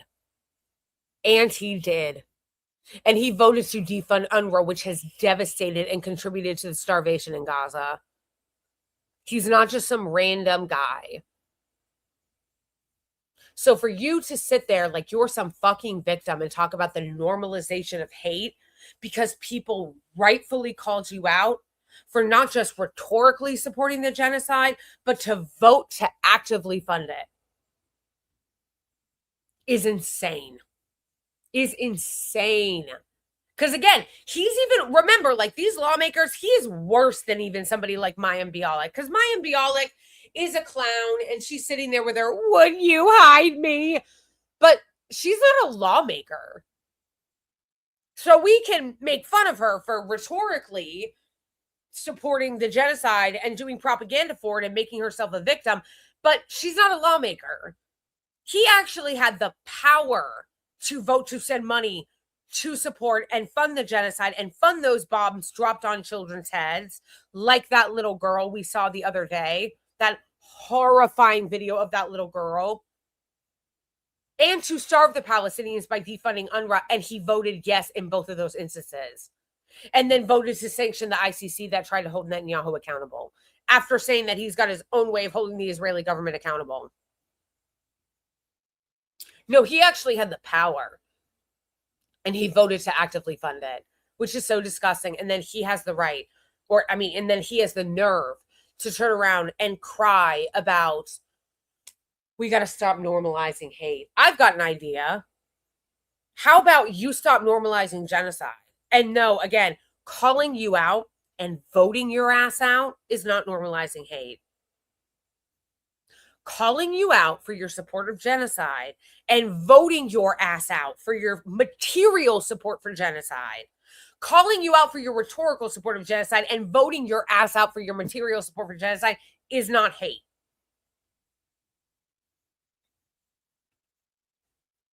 I don't know how Palestinians do it. I would lose my mind. I would lose my mind.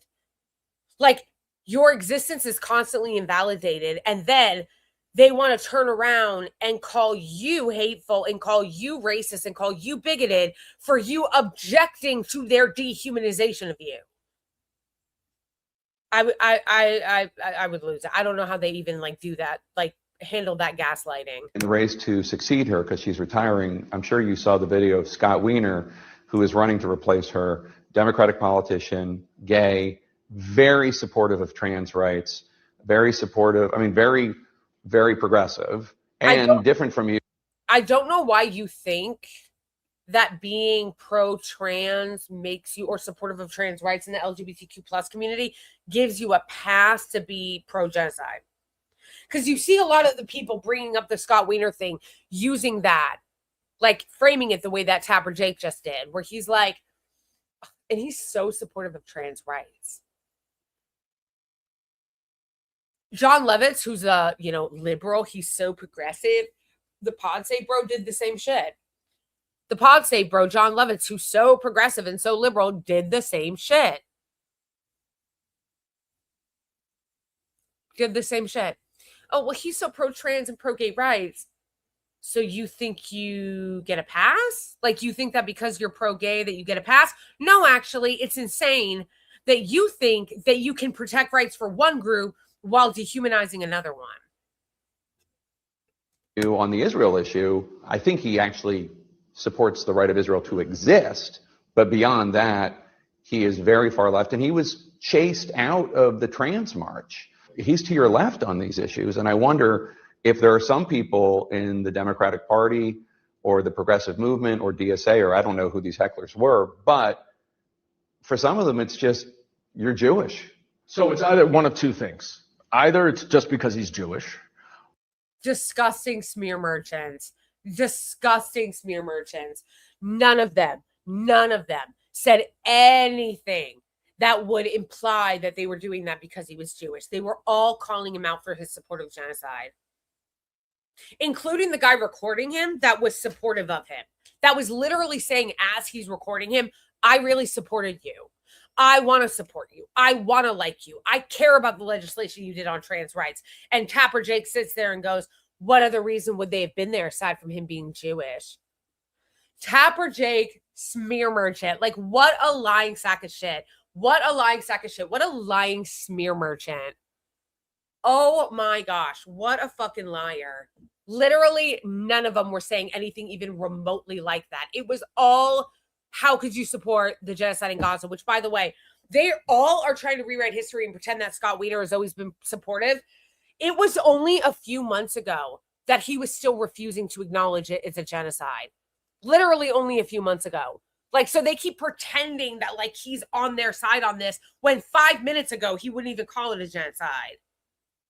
Or it's because those who are heckling him and accosting him do not believe that Israel has a right to exist.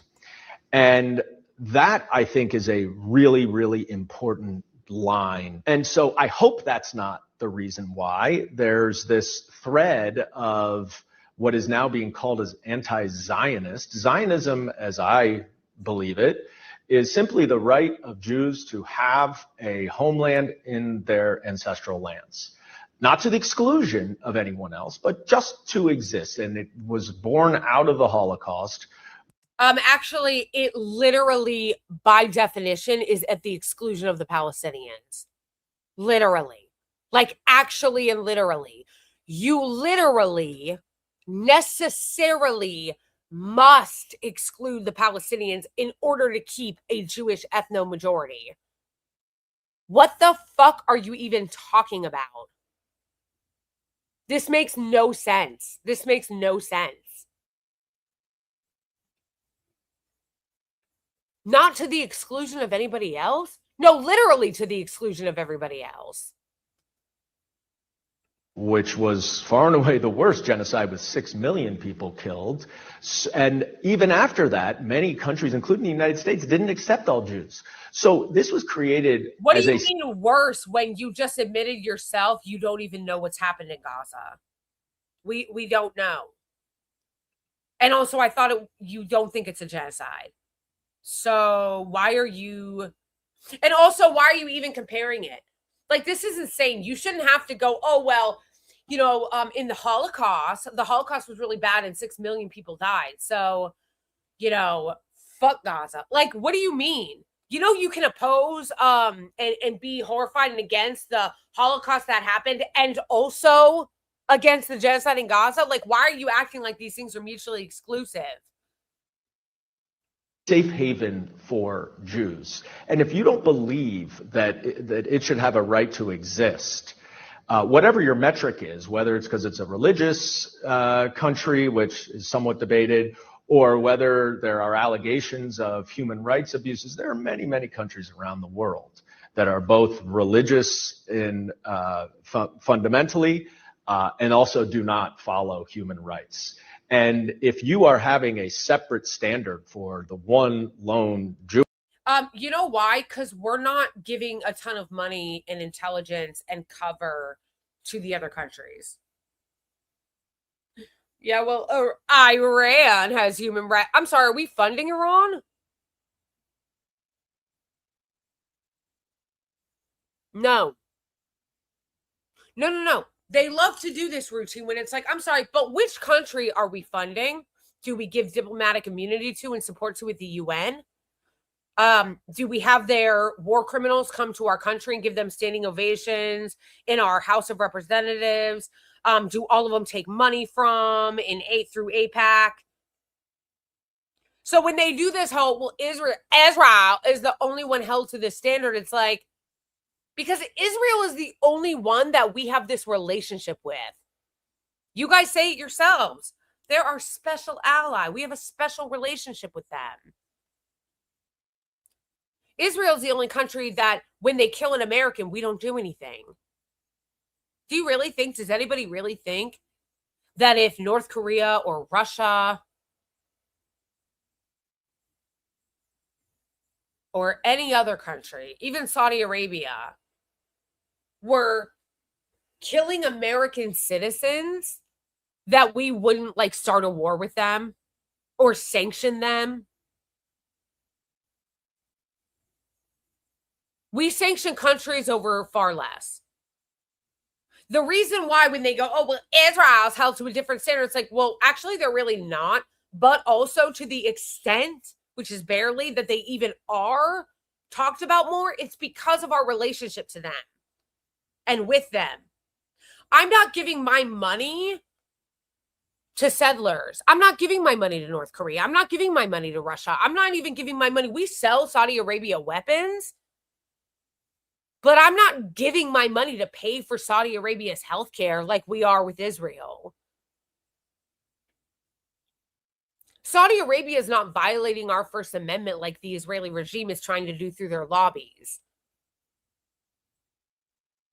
It's the Israeli regime through their lobby that keeps trying to censor our free speech. That's literally arresting people for criticizing them. Mahmoud Khalil didn't get arrested for criticizing Saudi Arabia. He got arrested for criticizing Israel.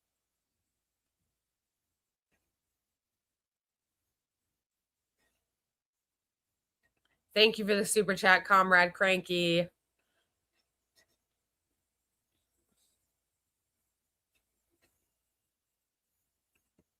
Jewish safe haven, then the only reason is because of its Jewishness and its anti-Semitism. Your mayor doesn't think that Israel has a right to exist as a Jewish state. I think any state that privileges one religion over the other is one that I can't tell you I support, whether it be Israel or Saudi Arabia or anywhere else. And a lot of that comes back to a fundamental belief that we should all be considered equal no matter what our faith is. What was your take on that when you heard him say that? Well, I'm glad he mentioned Saudi Arabia. Imagine finding that statement offensive. Imagine, I know they love to conflate anti-Semitism with anti-Zionism, which is so funny because then they cry and they say, oh my gosh, anti-Semitism is holding Jews responsible for the actions of Israel. It's like, that's literally you guys. That's literally you guys. You're the ones that conflate Zionism and Judaism. But imagine being so embarrassing that you get offended by Zohar Mamdani's answer there. Why are you offended by that? Yeah, I mean, there are 40 plus countries that are officially Muslim, or maybe in the 20s, and I think more than that are officially have Christianity as a religion. Many of those countries do not abide by international human rights. I mean, even Uganda, as an example, which is where the mayor is from, puts people in prison for life for consensual homosexual relationships. I knew. But so if that is actually going to be the standard, then I would urge him to speak out against other countries that do not follow. I didn't realize that we were paying for the Ugandans' health care. But we are paying for Israelis' health care, and they put children in their gulags and tried them in military courts. And I literally mean children. I don't mean children in the colloquial way that they mean it when they say, oh, the 25-year-old kid was kidnapped as a soldier from his tank. No, I don't mean it that way. I mean, they'll literally straight up arrest a 10-year-old. Human rights, in his view, and that are fundamentally one religion. There are at least 3 major Democratic officials who are Jewish who are contemplating runs for president. Governor Shapiro in Pennsylvania, Governor Pritzker in Illinois, and Rahm Emanuel, the former mayor of Chicago. Do you think that 2020... The fact that Rahm Emanuel is thinking about running for president is such amazing delusion. It's incredible. It's incredible. It's incredible.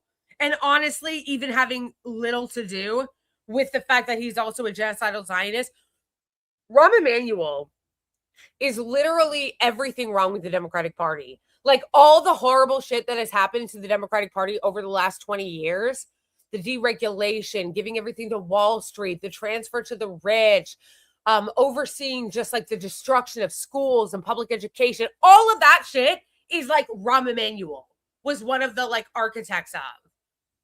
I'm so sorry. Professional wrong person, Rahm Emanuel is not going to be president. LOL. 2028 will be a bad time for Jewish candidates to run for any Democratic office? 2028 is far away in political years. I certainly hope not. I hope people can recognize, and I think it's important for everyone in our party to recognize, that we can oppose the actions and policies of the Israeli government, of even our government. But recognize that just like Donald Trump is not synonymous with the United States, Prime Minister Netanyahu is not synonymous with the country and state of Israel. Yeah, you're right. And he's the more moderate one. He's the more moderate one, by the way. Because if you don't want to say, oh, Netanyahu is not synonymous with the state of Israel, okay. How do you feel? What about Smotrich? What about Ben-Gvir? What about Yoav Gallant? Because those 3 are even more radical and psychotic than Netanyahu. Thank you so much for the super chat, Jeb. I really appreciate it. I really appreciate it.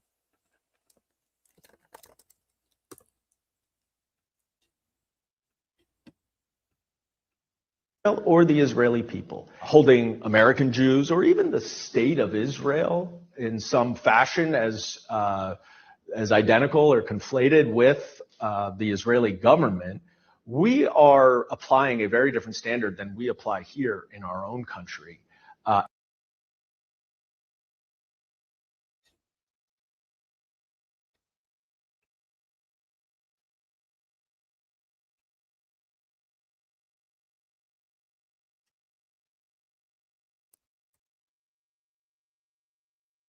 Wait, that's it? There's not a part 4?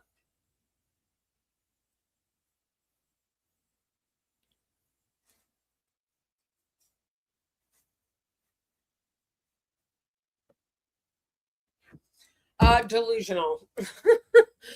Literally delusional.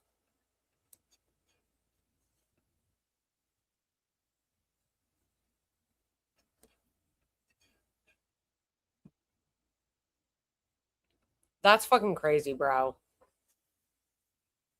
It's weird that it just cut off like that.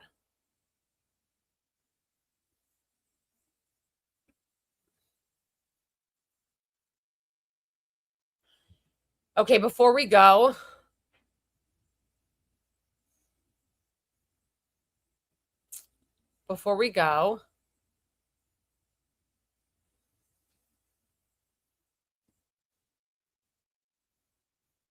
I want to play this clip really quick of Jake Auchincloss, who's such a hack. Literally, it's actually a joke. Like, it's actually a joke. I can't believe that he actually said this for real.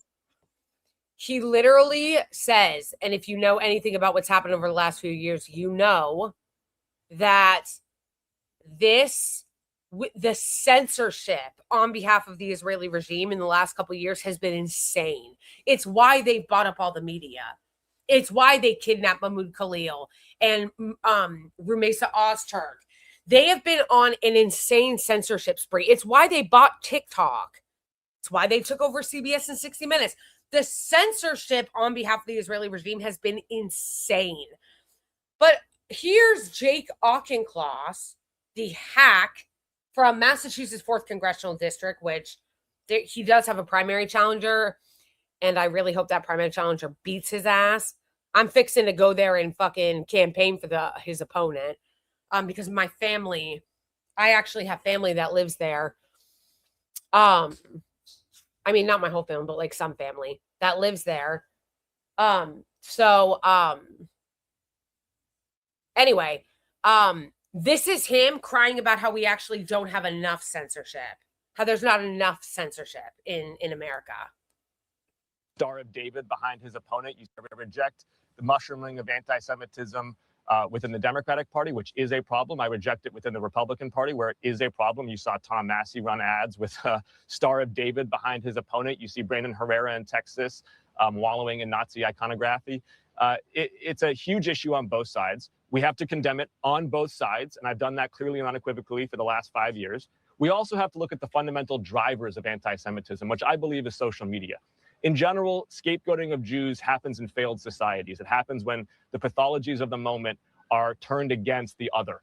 And right now, we're seeing anti-Semitism mushroom on social media because it's a failed society. There's no norms, there's toxicity, and we have to hold Meta and TikTok and Insta and Snap and the rest of them accountable for the corrosion that they are platforming. I reject the mushrooming of anti-Semitism within the Democratic Party, which is delusional. That the censorship already on those platforms, again, is fucking insane already. There have been so many people who have been censored on all of these platforms because they criticize Israel. Notice how whenever Zionists talk about how we need to do something, it's never like stopping the genocide. Stopping the genocide is never an option. It's never, okay, what if we stopped helping Israel and funding Israel kill children? What if that? No, that's not an option. That's not an option. Can't put an arms embargo on the Israeli regime. Can't stop funding their genocide. No, the actual answer is censor all the critics. Censor all the people calling it out. This is ridiculous. Which, by the way, they are trying to do even more to surveil and censor you right now in Congress. All of those child safety bills, COSA, the Kids Act that are moving through Congress right now, all of those are just censorship bills and erosion of your internet rights and your privacy under the guise of protecting kids. But the fact that this clown actually thinks that we don't have enough censorship online is insanity. Insanity. Literally, Unit 800, which are Israeli fucking literal, like, people that worked in like, the Israeli, like, IOF, like, units of the spy fucking parts of the IOF and the Israeli government are some of the people doing the moderation on Meta. TikTok was literally bought by Larry Ellison to censor criticism of Israel. What the fuck is this lunatic talking about? Insanity. Insanity. Yeah, if you haven't gone to the website, you really, really should. There is a website called badinternetbills.com that you really should go to because it gives you a lot of really good information on what is actually happening and how you can get involved. Because these bills are moving through Congress right now. And these are the bills, all of these. Age gating, Stop CSAM, Cooper Davis, Take It Down, COSA, Section 230, online checks, the Screen Act, all of these shit.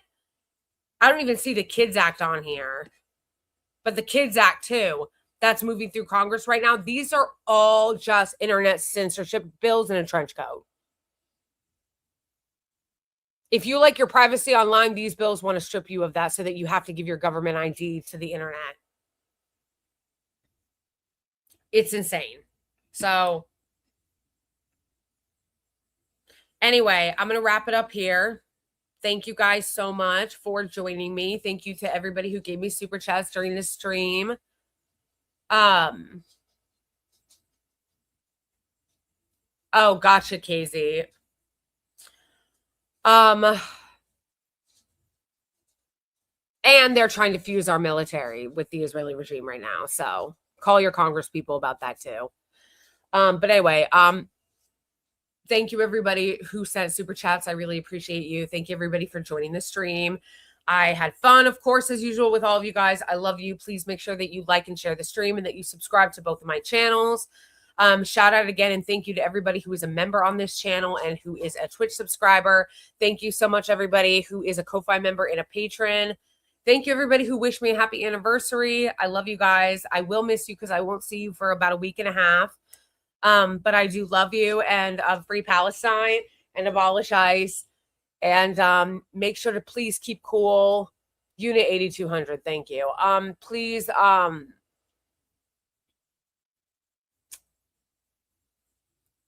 you know, look out for each other. Stay cool. Drink a lot of water. Drink extra water. I know I need to. I need to drink more water today.